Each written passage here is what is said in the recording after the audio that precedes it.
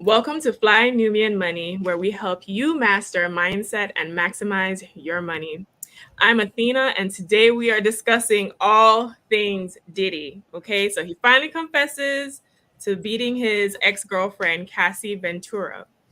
But now what? So we are going to unpack it all from a financial, legal, and psychological perspective. But before we get into these discussions, let me introduce you to our dynamic co queens for today. We have Lala, our realty goddess, in the house. Dr. Elisha, our therapist. We have Erica Lewis, our author, Faith in Transition, and Lindsay Bertner, Live a First Class Life. And we're going to discuss everything, the hot topic today, which is Diddy. So as you know, everyone's been blowing up about this Diddy case. I remember when we did the panel on Drake, and I was like, Diddy was probably so happy because nobody was talking about him. And then Drake is probably happy because nobody's talking about him. We're back to Diddy.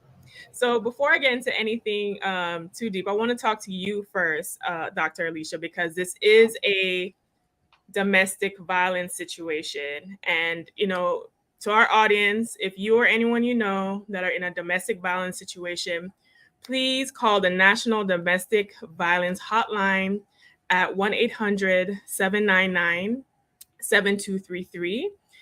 You are not alone and support is available. But Dr. Alicia, you say you actually teach a class on domestic violence. So you're going to be the expert on this topic today. When Cassie came out with some of the allegations, people weren't necessarily supportive of her. Is that common in DV cases? Yeah, I mean, it is pretty common. And the fact that even when the video came out, it was in 2016. It was just like this happened 3 years before they broke up. So they broke up in 2019 and the video came out in 2016. And you can imagine since that video, there have been other instances of abuse. This probably happened after that, but that speaks to the cycle of abuse and how difficult it is to leave an abusive situation. And I know we're probably going to show the video later on, but it just, I mean, there's phases in all relationships that people go through where there's just a beautiful phase where everything seems calm. Then there's this tension and this buildup. And then there's this moment where things just tend to just explode. And that's when the abuse happens. And then, of course, it's followed by this honeymoon stage. So it's not like he or abusers just beat up their victims every single day. There's a cycle of abuse and it psychologically sucks people in. So it makes sense from a psychological perspective that it takes some time for someone to leave that situation. And that's what we see here with Cassie. Okay, so for those of you who are just joining us or haven't been familiar with the hot topic, Diddy finally confessed because there was a video that came out that was acquired by CNN. Some people said they thought that maybe someone leaked it or maybe CNN paid to get it, powers that be. But before we show you this video, it shows some very sensitive triggering actions. So if, we just want to give you that heads up before we actually show you this video.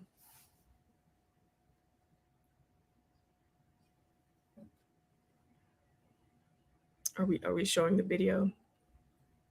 Yes. There we go. New surveillance footage obtained exclusively by CNN appears to corroborate some of the allegations of abuse against music mogul Sean Diddy Combs. The video, captured on multiple cameras, shows Combs wearing only a towel, assaulting his then-girlfriend, Cassie Ventura, in a hallway at a Los Angeles hotel in March 2016. A lawsuit filed by Ventura in November last year and settled the next day referenced actions that seem to match those seen in this video. Wow, that was very hard to watch. And before we get into full details about this video, Lala, I want to ask you a question since you're a realty goddess. This happened on IHG's property, and there's been a lot of outrage around their accountability around having this footage or this happening on their property. Is IHG Group, are they liable for not reporting this during I the believe so. I believe so. They had a responsibility to report this. I actually have been to that hotel. It is no longer in business. They have gone out of business. This is located in Century City of Los Angeles.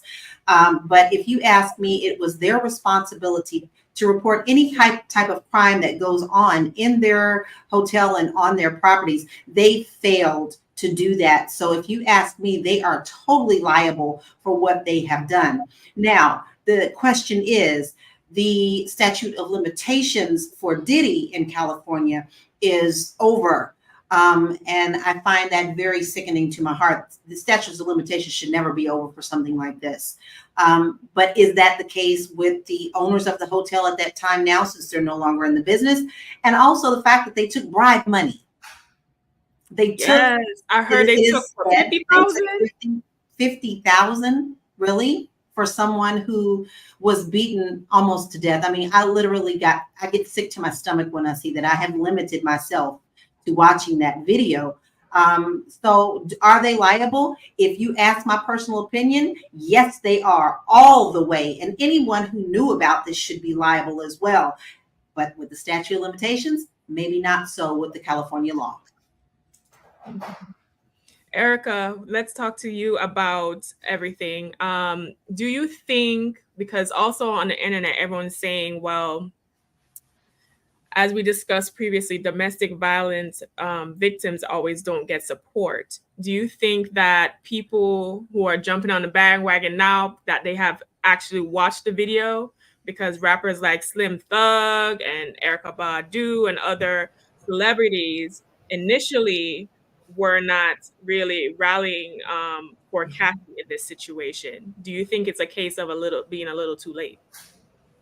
I think this is an instance where the older women, it's a scripture, the older women teach the younger women. And I think, unfortunately, Cassie is now an older woman within wisdom with what has happened to her.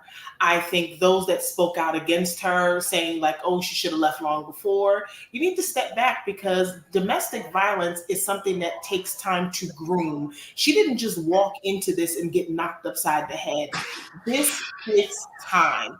And this is what you call grooming gone wrong. She went into this having a good time. And this kind of segues back into a conversation we had last week where we talked about, the age gap. This kind of goes back into that, because he does have a history of dating much younger women. Because, women of a certain age who've experienced some things and seen some things, we're a lot harder to manipulate and to groom, because the minute we see a red flag, we out the door. But what he was able to do is, because she was 19 years old, is, things, distractions, grips, shoes, handbags, jazz hands. And then all of a sudden, that same hand that's giving you all the glitter and gold, and here we are. And it knocks you off kilter, so to speak, because you're like, wait, what just happened?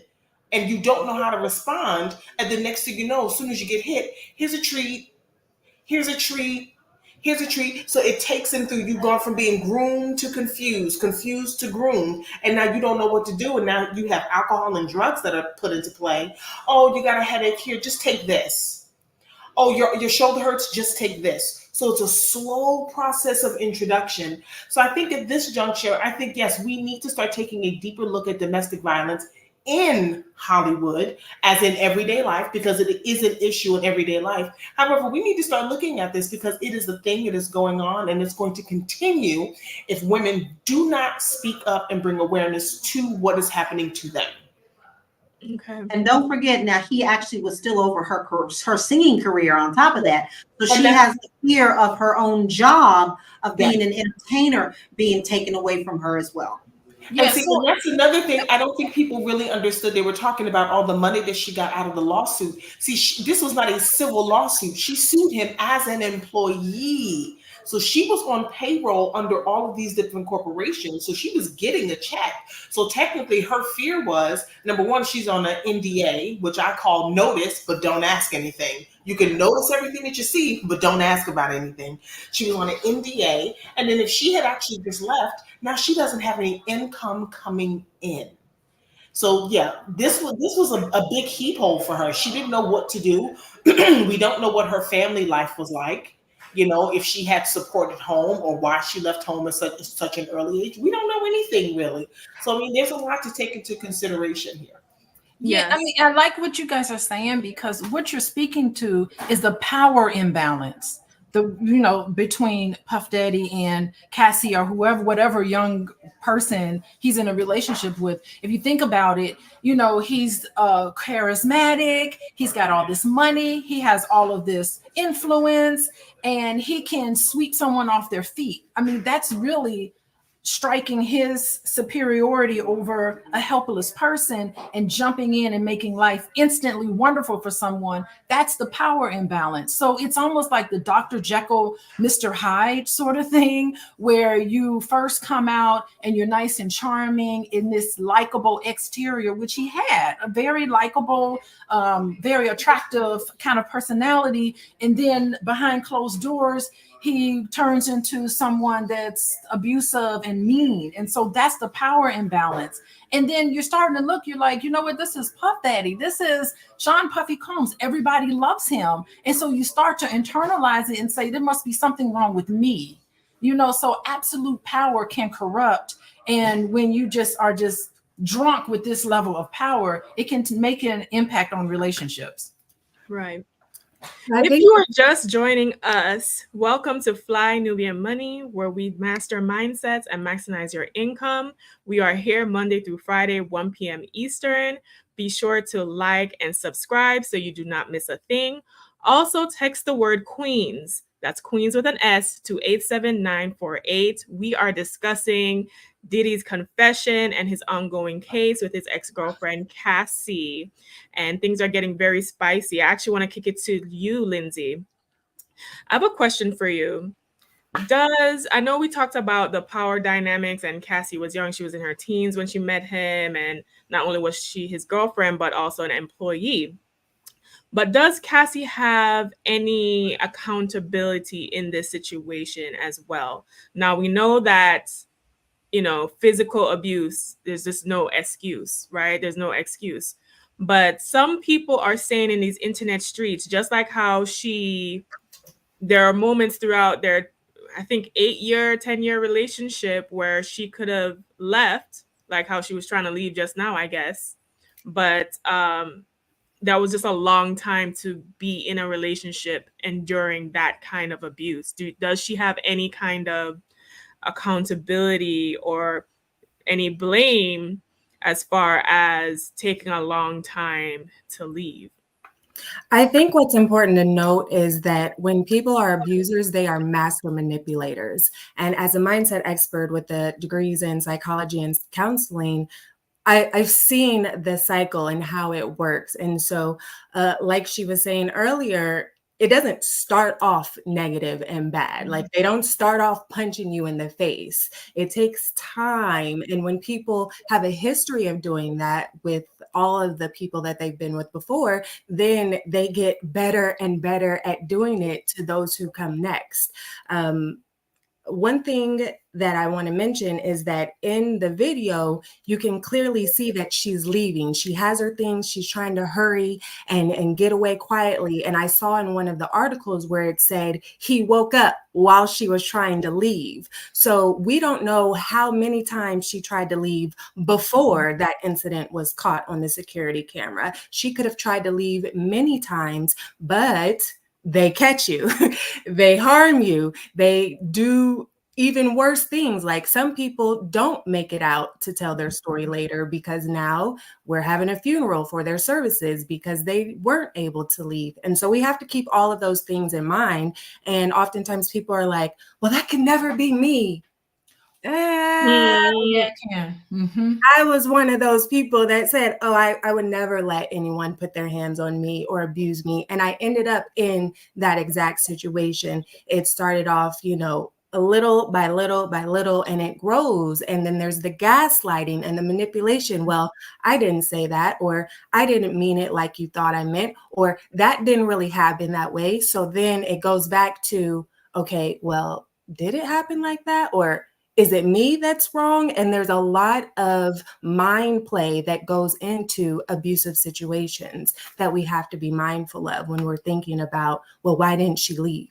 She could have tried to leave many, many times. Yeah, I like what you're saying. I'm sorry, Mel, jump in. Sometimes it's dangerous to leave. Sometimes you don't need to leave, because a lot of unfortunate situations happen right when the woman is trying to leave. I'm saying woman because that's normally the victims. But during that moment where someone is trying to leave an abusive situation, that's when they're more likely to be in danger of being harmed the worst. So leaving a situation like that takes planning. It takes time.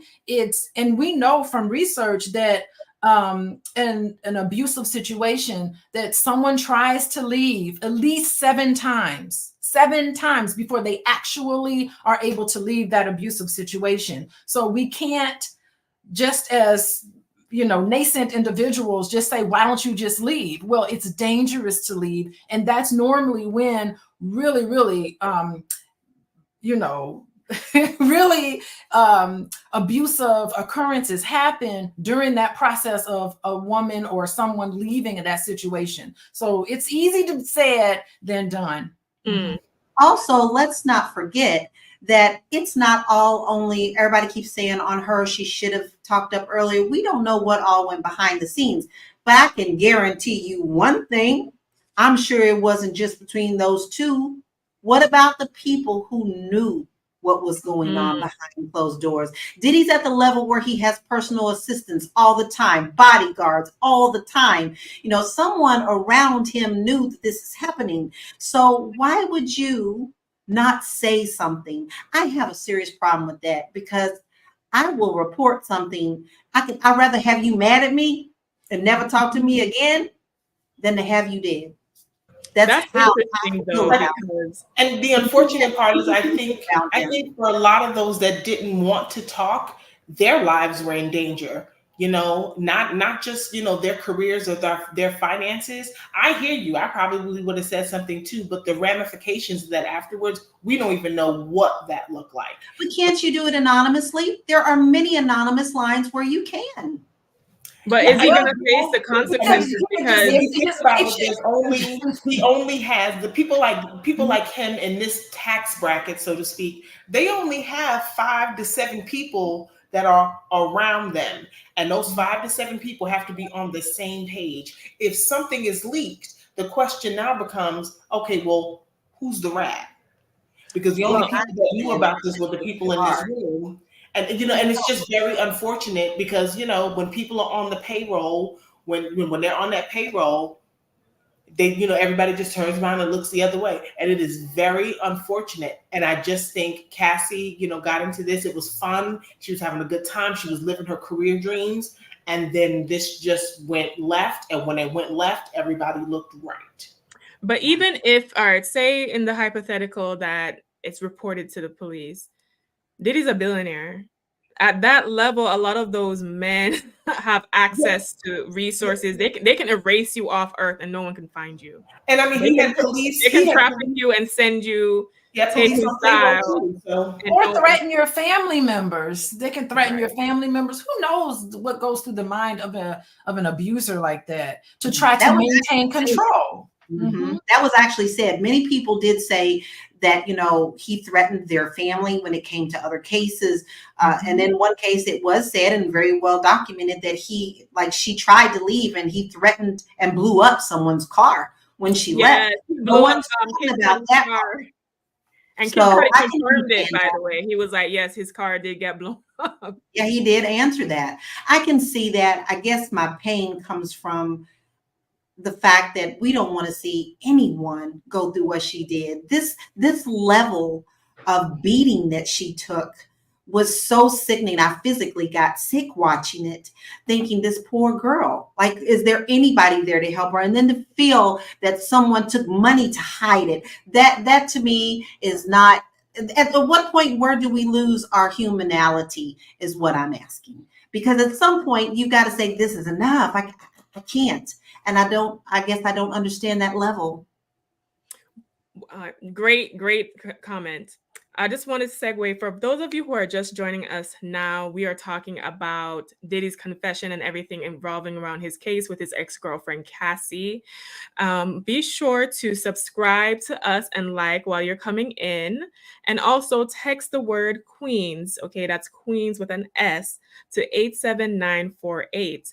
For those of you who may be in a domestic violence situation or know someone who can use that help and resources, please be sure to reach out to the DV hotline at 1-800-799-7233 as we are discussing this very triggering but necessary topic. Dr. Alicia, I actually have a question for you. So this is Diddy's a music industry vet. He's been around for a long time. People on the streets are saying that this was behavior that has been occurred for a long time, and not just Cassie, Kim Porter, and other people, allegedly, right? Let me say allegedly. You being, a therapist, you teach a DV class. It just seems like, is there certain industries or signs that lend to being more volatile or having domestic violence cases? Because people are saying the music industry as a group, there's a lot of domestic violence. There's R. Kelly, there's Chris Brown and Rihanna incident, there's Quavo and Sweetie's incident in the elevator, and God knows what else that happens that we don't have footage or evidence of.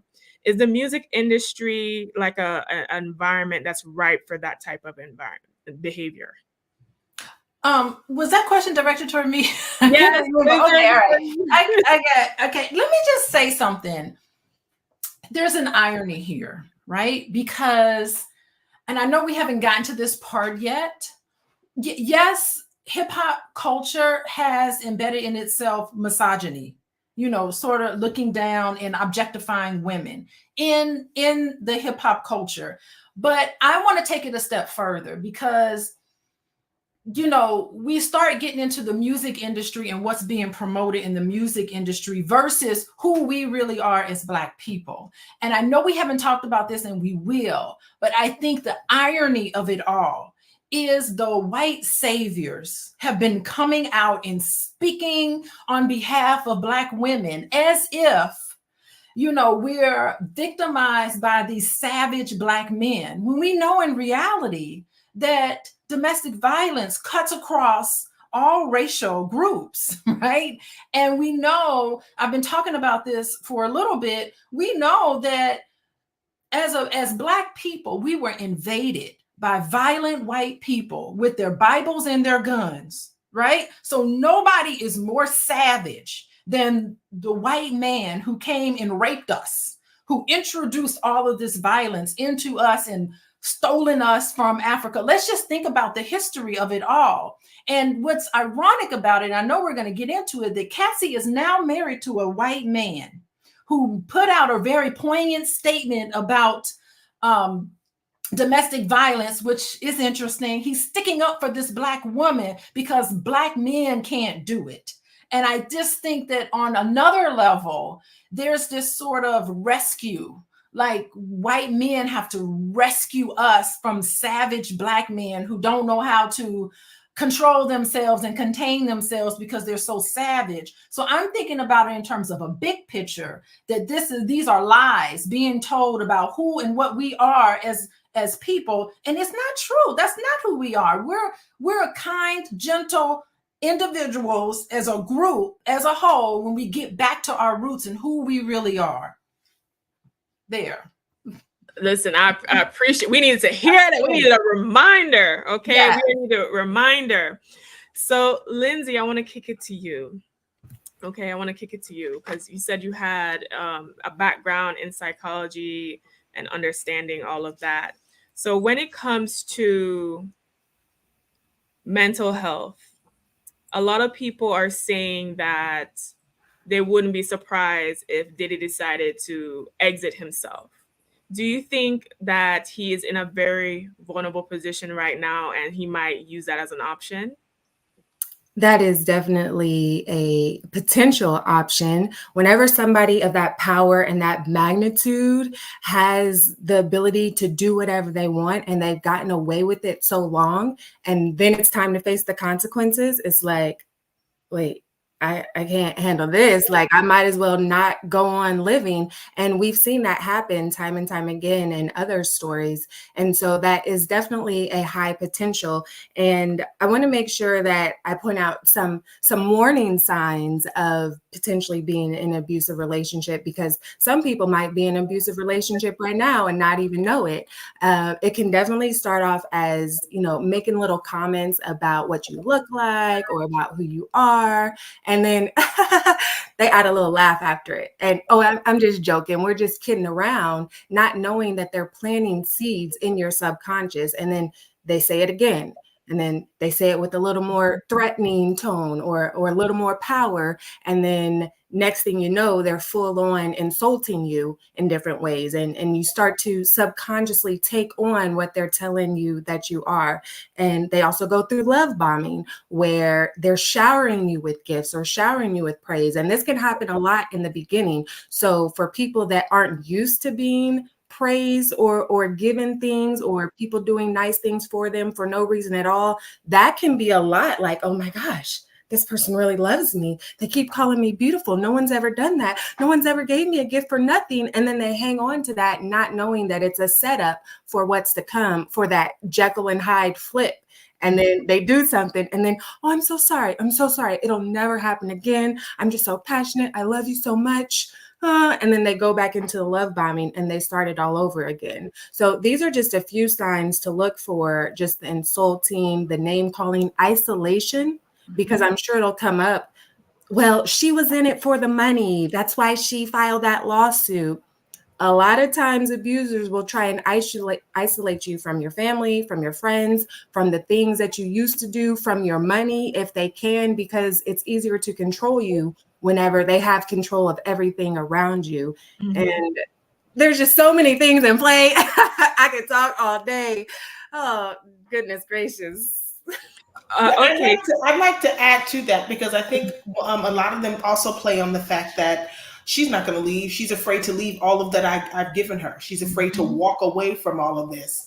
And while I was not in a physical abusive relationship, my last relationship, I don't know what happened. We ended up, it was in the middle of COVID. So we looked at each other one day. It's like, I don't like you. I don't like you either. And I decided I wasn't going to stay there to find out how much more he didn't like me. I left a full house of furniture. We just moved into our new apartment together. I had a house, but I was working on ships, so I didn't need that big old house. So I left a house full of furniture because I noticed some behavior that was not conducive to my spiritual growth and development. And I walked away from a house full of furniture. I took every piece of clothes and all of my personal paperwork that I gathered over a period of time. And when he knew anything at September 1st, I said, I'm leaving. And he was in disbelief. Packed up my car, gave him the keys, and I left. Ladies, gentlemen, whomever, if you are in an abusive situation, please stop being afraid to lose things. You are worth more than items. You are worth more than anything tangible that can be replaced. Get out of there. Even if you're leaving clothes behind, you'd rather have to purchase everything again than to not be here to purchase anything again. It's okay to walk away from things. I always find that people are always shocked when people decide to actually leave relationships. But Lala, what were you going to say? I'm sorry. I know we always go back to Tina Turner, but it is such a poignant point in this conversation, in the fact that she took as much as she could take. And then when she was done, she didn't even really have a plan. She just knew that that last time was the last time. And she ran at that point with the clothes on her back. And if that's what it takes to save your life, then that's what it takes to save your life. Things are things. Material things just don't matter. You can't go to the next realm with them, but your life is more valuable. But you have to understand the mentality. You have to be able to it's really hard to just tell somebody they gotta go. It's gotta be something in their heart of hearts that they know. You can tell them till you blue in the face. I'm not saying don't tell them, not have the conversation with them, but know until something actually clicks that it's not going to happen for them until they've had enough. And I think a lot of us sometimes don't understand that. We want to just tell them, leave, girl, leave, but they have to be here. Something in your head has to click for them to say, you know, this is not okay. Just like you, Dr. Erica, you said you just said bye, didn't have a plan. Sometimes it takes that. And if you're in that position right now, baby girl queen, get out, because we need you, not the stuff that you bring. Yes, to the left. Okay. You can always buy new things, but you cannot replace your life. If you are joining us, welcome to Fly Nubian Money, where we teach you to master your mindset and maximize your income. We also take hot topics and give you life lessons that you can glean from them. Today, we are talking about Diddy and his situation with his ex-girlfriend, Cassie, which is a DV situation. Video footage was actually released that implicated Diddy, and we are discussing things and gems that we can learn from that. If you like this video and other content, you can find us here Monday through Friday at 1 p.m. Eastern. Be sure to text the word Queens, that is Queens with an S, to 87948.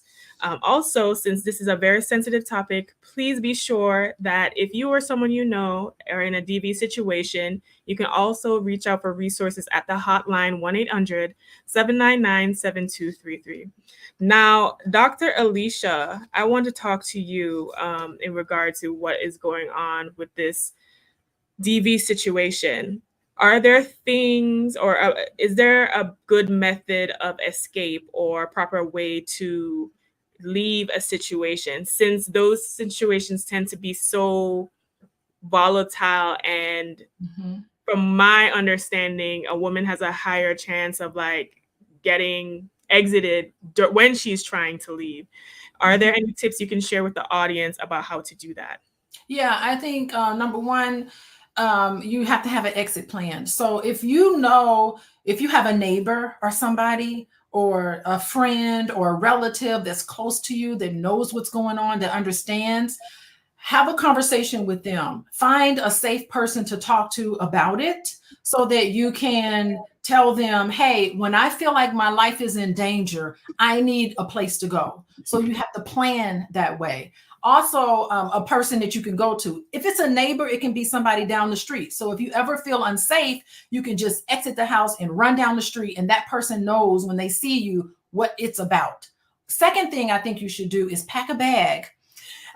Put some valuable information, it could be some cash money, it could be clothes, it can be important paperwork and documents. If you have children, which is really difficult to leave in those situations, if you have children, make sure that important documents are in this bag, and it has to be someplace you can store it, in the garage, or put it in your car, lock it in your car, or by the front door in a inconspicuous place, or you can leave that bag at a friend's house. So, I mean, it's where you have to plan for when you feel unsafe, that you could just jet to the door and have things with you. I also think that you should get therapy and get help, so that you can tell your story and have documentation of telling your story and talking about what has happened to you, and a nice listening ear, someone that can validate you, because gaslighting is serious. You really start to question yourself. You really think, oh my God, I'm something's wrong with me. That's the thing with domestic violence situation. You internalize that, and you're thinking, if I just cook dinner better, then he won't be so upset. If I just make the house cleaner, if I was a better wife or a better spouse, then he or she wouldn't get upset. Because women are perpetrators too. More often men are perpetrators, but so you want to just have someone that you can talk to, but it's not something you can just leave right away, because it can be something potentially dangerous. And I want to say thank you so much for sharing your story, because that's very inspiring, and that was very vulnerable of you to share your story like that. So I just want to just make that statement. Thank you so much for sharing of how you left. I can't remember your name. Yeah. Yes, thank you for sharing that story. that. I think it's sometimes you think only certain type of women or certain women from certain backgrounds face DV, and that is No. just a fallacy and not real. And I think you sharing your story helped to humanize it and give it a face that no matter what economic background or status that you may or may not have, this is something that affects a lot of us. Yeah, and Now, it's because, wait, I want to say something. It's because when you're in a domestic violence situation, you're really good at compartmentalizing. You can be a lawyer and be successful in your career and do all these wonderful things in your life and then come home to an abusive situation. It's a wonderful thing that the brain does to compartmentalize what's going on in your private life that versus what happens when you're out and doing your career and facing the public, so to speak. So I just think that that's the reason why you'd be so surprised. Beautifully intelligent, successful people can get caught into a domestic violence cycle. Yes. Yes. So if we are going to discuss the other part of this aspect where the tape did get released of him in the hotel, but he also came onto the internet streets with his confession as well. So we are going to run the tape, run the footage, and discuss what we can glean from that.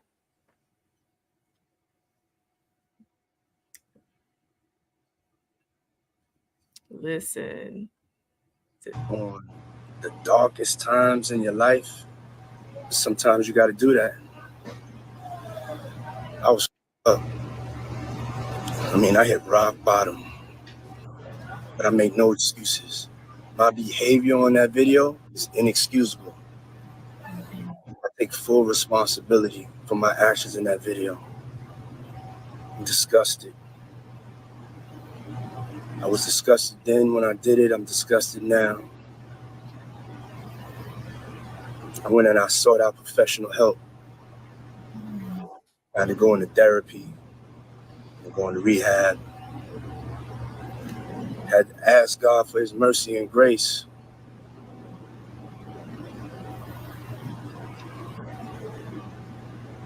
I'm so sorry. Listen, remember when Diddy was walking around calling himself Brother Love? Remember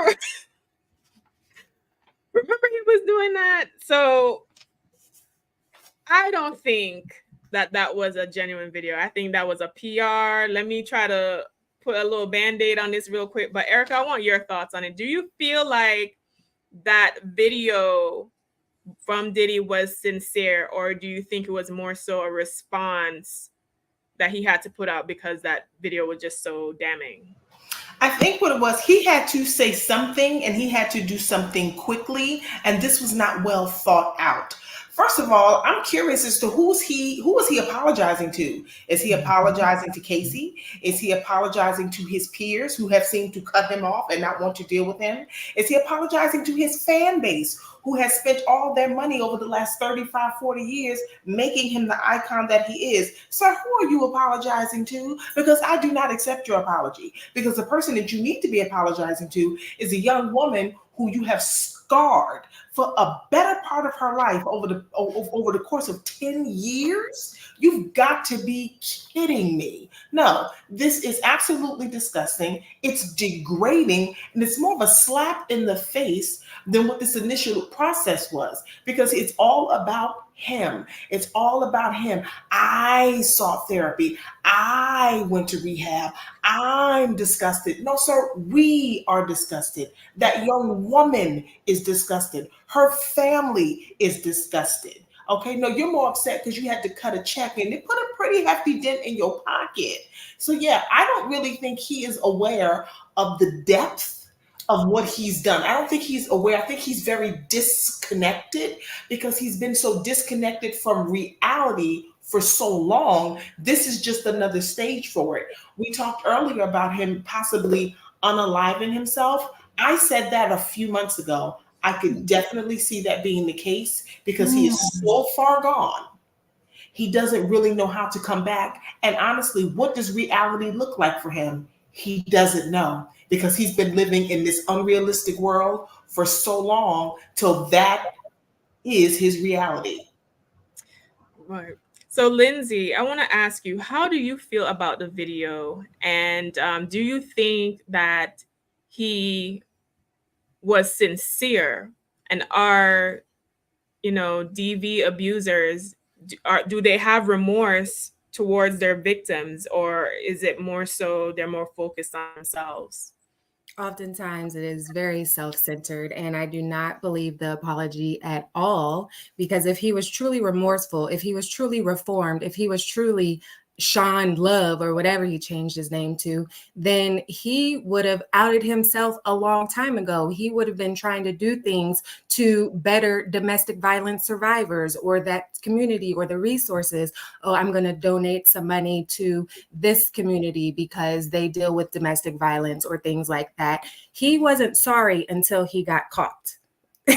And that's exactly what this video shows. And like, some of my lovely co-hosts has pointed out, it was a lot of I statements, and that's another form of the abuse still playing out, because whenever they would do something to their victim, then it's like, oh, well, you made me feel like this, and this is why I did it, because you did this. And like you said, he never said her name. He never said exactly what he was doing. So I believe that the confession, the apology, or whatever he wants to call it, was completely BS. Y'all. Listen, someone said that Diddy must not have been keeping up with his Illuminati membership payments, because it just seemed like ever since he tried to sue Diageo over that liquor thing, that racism lawsuit, it has been hell raining down on Diddy. So Lala, our realty goddess, our realty goddess, how do you feel about the video, Diddy's confession, and your insights on that? Well, let's see. Snakes have forked tongues, and that is exactly what came out in this video. Everything was about him. Everything was about how he has talked to God. Now, listen, I'm a believer, and I don't get involved with people and their beliefs. Whatever comes between them and God is there between them too. But I do know what needs to happen here on this earth. He needs to serve time. He needs to stop trying to focus only on him. This has ramifications for many people, not just him. Right now, he's only looking at his own stuff. I cannot tell you, I said those exact same words that Erica said to my husband when he put out the video. I said, he don't know how to deal with this. I wouldn't be surprised if he took himself out over this, because he is so disconnected. He has built his whole world around love. Didn't he name his last baby Love? Love and this and that. But you see, that's his Dr. Jekyll, Mr. Hyde personality. And sir, I don't know who you thought believed that, but I sure didn't. And I also see that many other people don't believe that. I don't see how people could possibly support him after he was so adamant that this didn't happen, and just completely said it was absolute lies. It's sickening. And yes, sir, we got you on tape. So now you don't know what to do, because you're caught between a rock and a hard place, because we've actually seen it with our own eyes. It's no longer allegations. We saw this, and you cannot slither back into your hole. So I am. It's disgusting to me. And I really hate to see that so many people are still kind of supporting him after this came out. And one, you lied, and two, you know he did it. And so how can you possibly support this? We need to rally behind Cassie. We should have been in the first place. When a woman tells you or shows you, she showed up at award shows with bruises.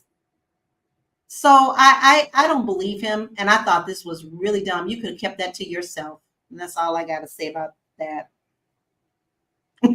So Dr. Alicia. Yeah, this apology. I mean, well, let's just say there's two elements of his apology that actually was spot on.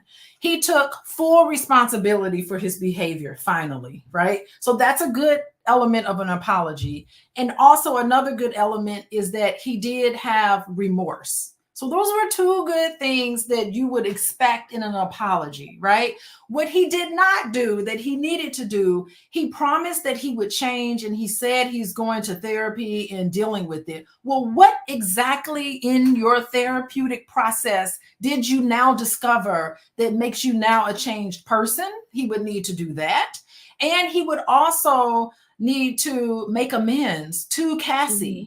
He needs to make amends. He would have needed to acknowledge her hurt because she was in pain. He would need to address the fact that almost a decade had gone by and he's sitting here denying what happened. So he needs to address that hurt to her. It didn't need to be public. You know, that should have happened specifically to the person he offended. And I think he should seek forgiveness. He needs to forgive himself for what he did after therapy. He needs to forgive himself. He needs to ask Cassie for forgiveness, whether she gives it to him or not. That's not for her. It's for him to get forgiveness. And I do want to say something. I do think abusers can turn around. I do have hope for abusers. I have worked with perpetrators of abuse, and many of them can make the conscious decision to change their ways, to understand and to see how and why they behaved in the way that they behaved. I think we need to get away from demonizing individuals because domestic violence is something that's really common, very common, and not even just physical abuse, but also emotional abuse is really, really common. Psychological abuse is common. Any people who do this in romantic relationships, there is treatment that works. There are therapists out there that can help turn a lot of couples around and a lot of individuals who are domestic violence perpetrators. Now, if you're a psychopath, that's a whole nother thing.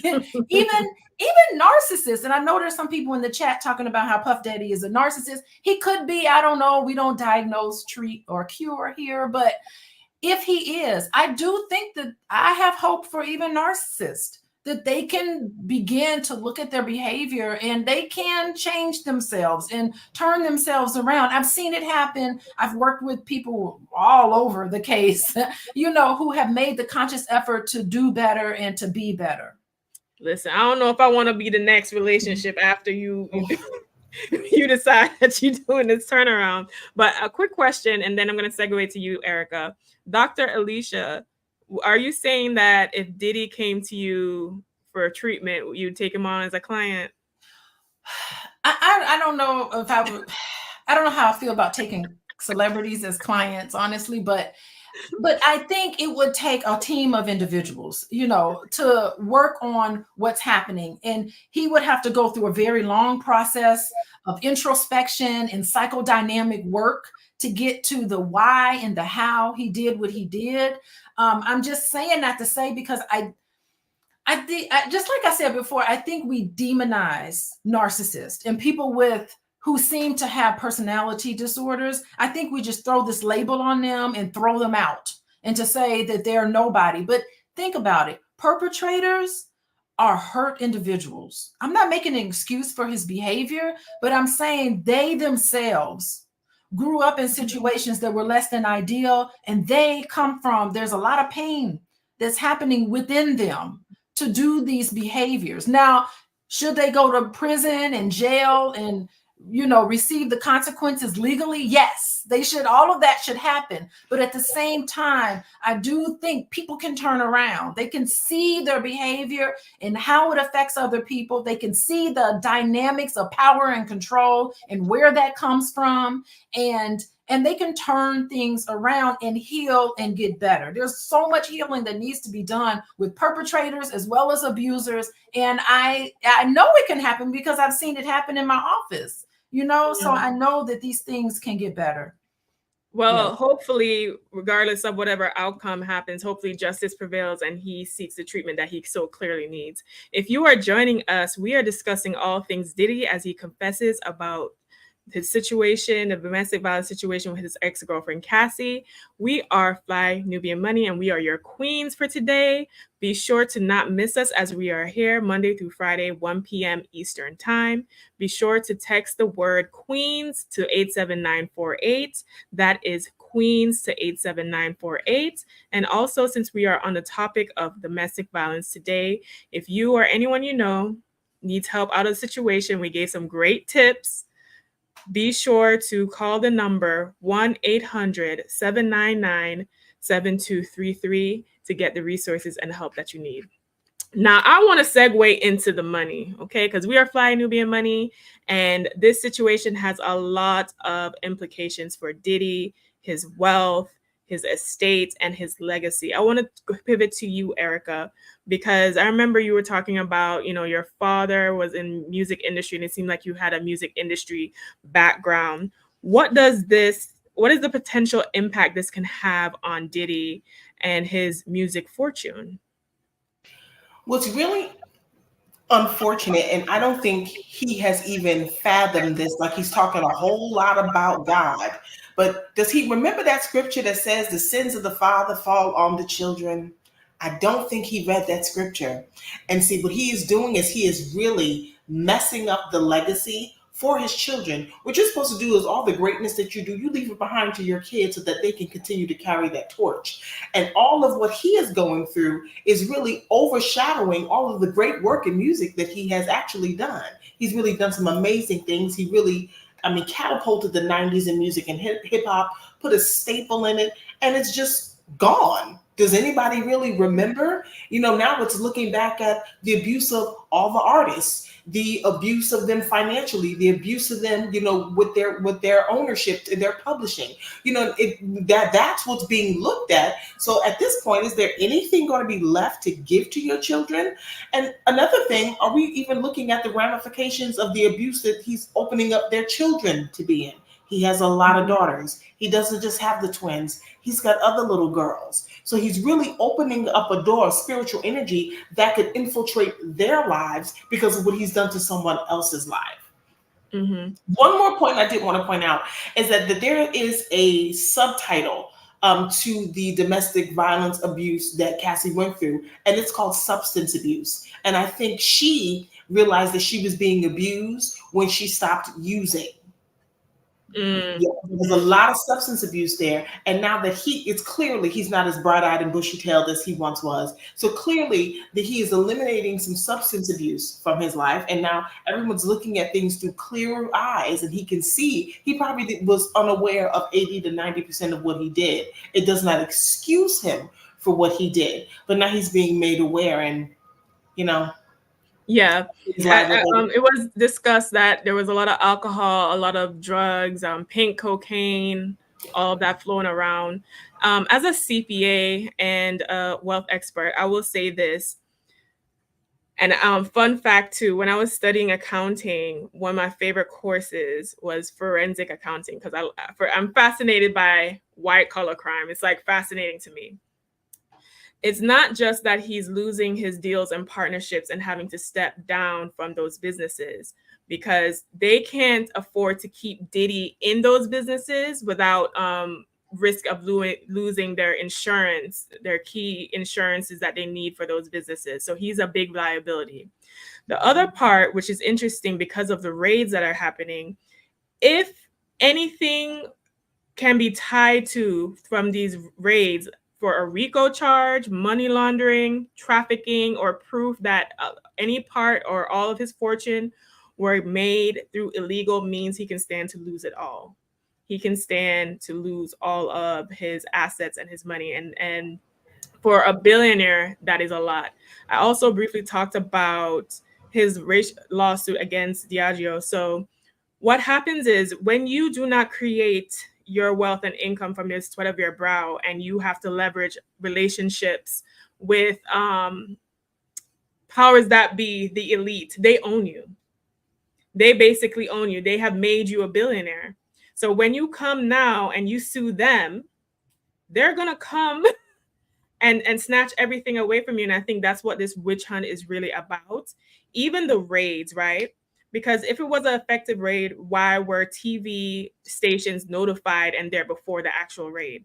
So that means it was leaked. That means it was on purpose. And there's a lot of people speculating, allegedly, that the raid wasn't necessarily about finding things that could be used in this case. and that the raids were actually other people, powers that be, trying to find any dirt Diddy may have on them. Because as you know, he had a lot of cameras at all these different parties and was always recording people. So, and most of the times in those situations, people do that as their insurance so that if they fall, the fall comes with them. So I just wanted to put that out there. Lala, what does this have to do, since we're talking about money and business?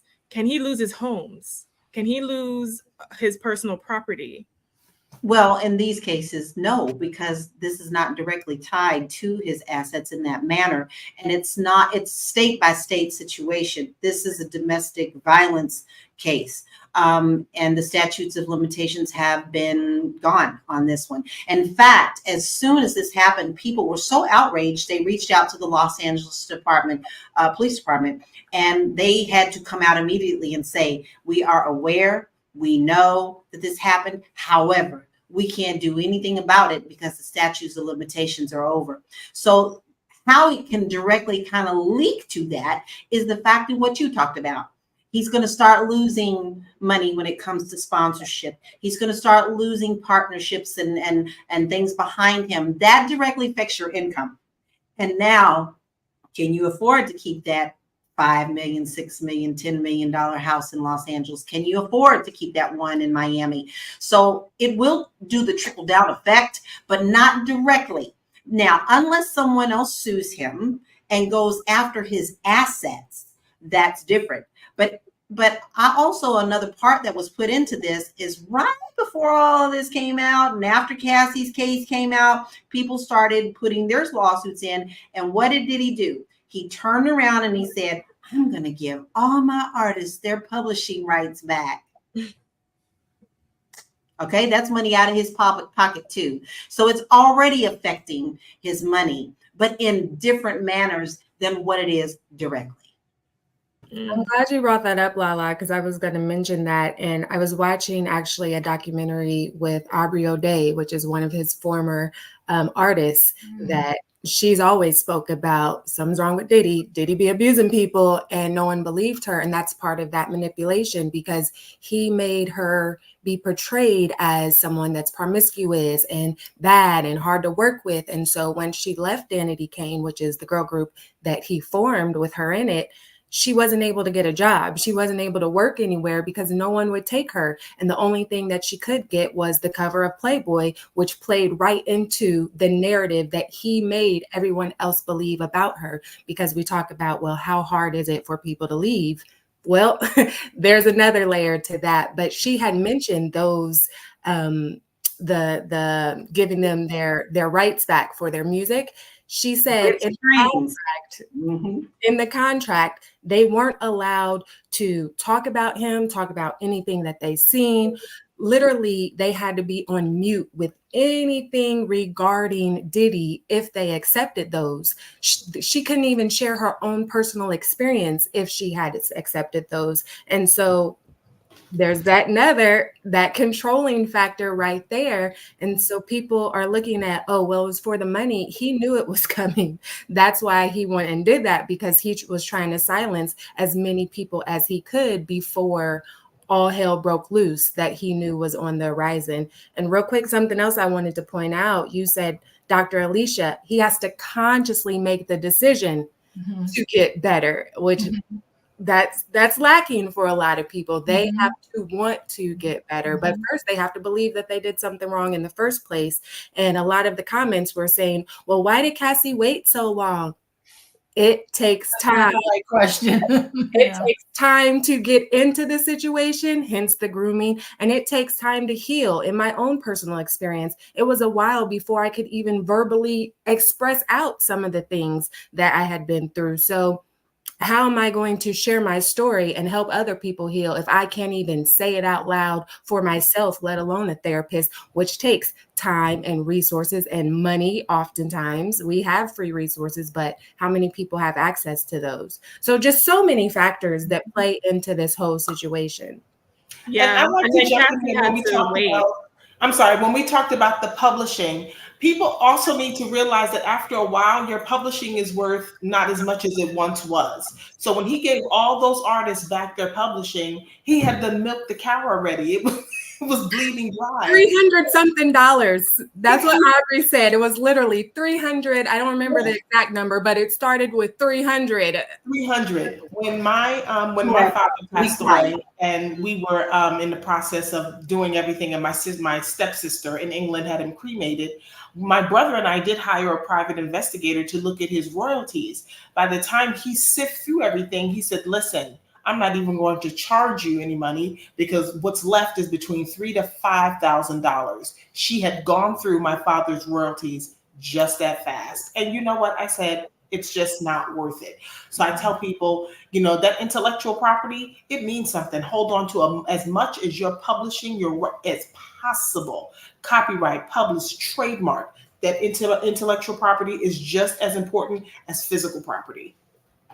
Yeah. And then Cassie had to wait till her NDA was up too. So if you sign an NDA, you can't really say anything until that expires. So I want to go to final thoughts with you ladies. I know we can talk all day about Diddy because there's so much to unpack here. And it seems like Cat Williams was a prophet because he was saying all these big D deviants going to catch hell in 2024, and it has not let up. Okay, we are about to hit midway in June, and it just seems like every month something crazy happens, especially with the music industry between Drake, Diddy, all the things. So I want to start with final thoughts, and I want to start with you, Dr. Alicia.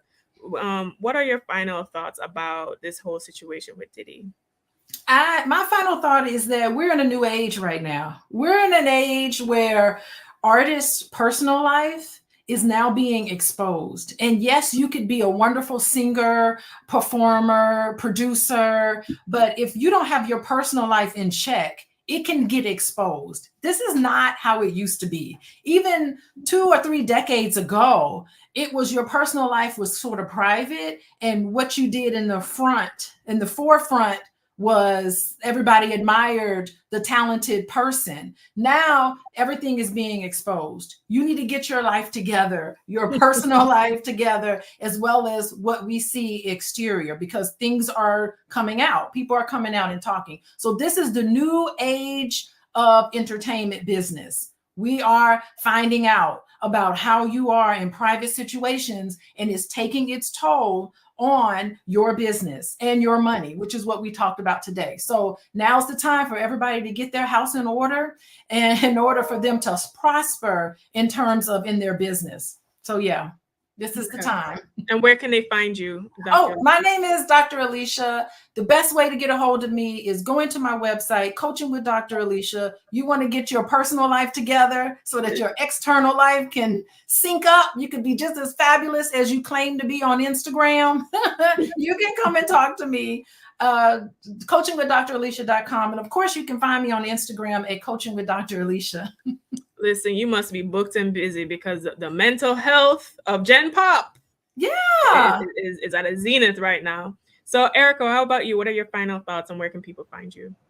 There's nothing new under the sun. That's the book of Ecclesiastes. And, this is unfortunately what happened to Cassie. This has always been talked about in the industry. I remember my mother telling me about this with David Ruffin and Tammy Terrell. Women in the industry are always somehow taken advantage of.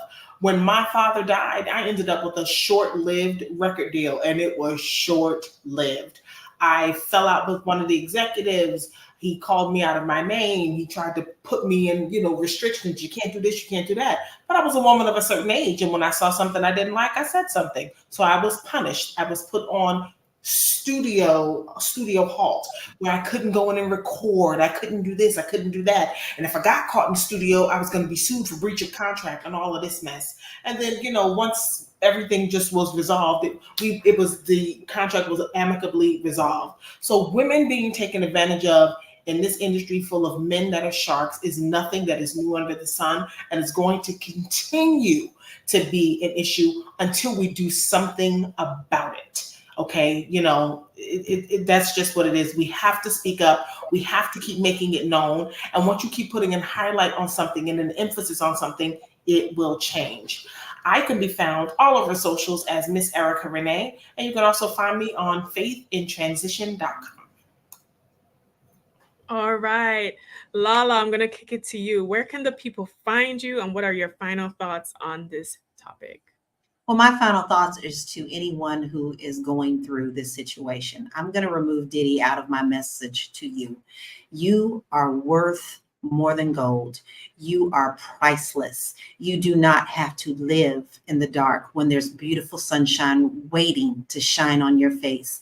If you have one inkling of not being worth anything in your relationships, know that you are a queen. Let's put your crown back on and walk in the sunshine, because there is help and there's a better life for you. And I encourage you to walk in that sunshine. I help to educate, motivate, and uplift in real estate and life. And you can find me at bit.ly/Laura Key Info. Listen, I felt it right here. I felt that hit right here, Lala. All right, Lindsay, where can the people find you in these internet streets, honey? And what do you have to say about our topic today?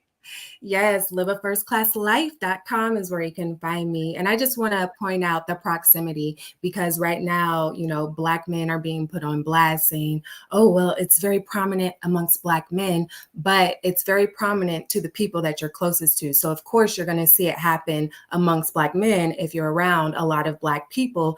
And with it being a hush hush topic, well, of course, the white people or the Asian or whomever aren't going to put their dirty laundry out for you to see, but the people closest to them will see that. And there are many, many Black men that love and appreciate their women. I am married to one that has never called me out of my name, never put his hands on me, or even pretended to put his hands on me, okay? 15 years tomorrow. So they are out there.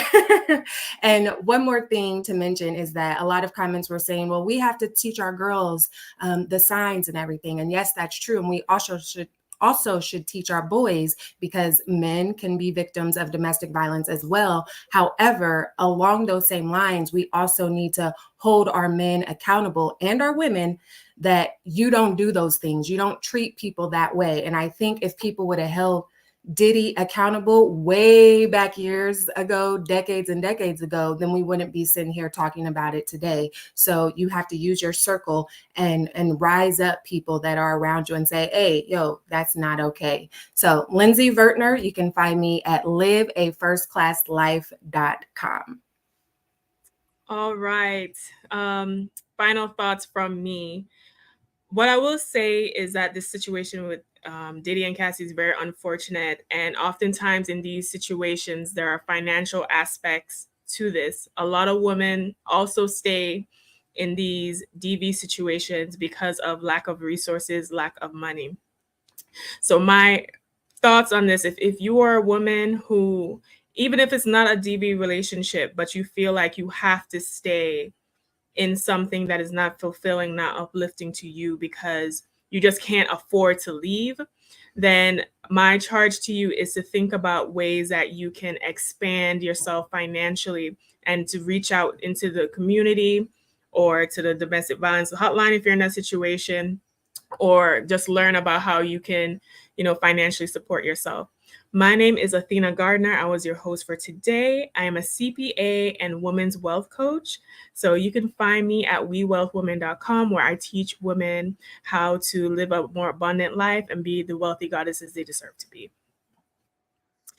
And that is all for today, guys. Thank you for joining us, Queens, today. We will be here Monday through Friday at 1 p.m.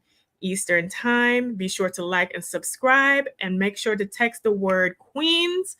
Okay, so that's Queens with an S to 87948. We will see you tomorrow.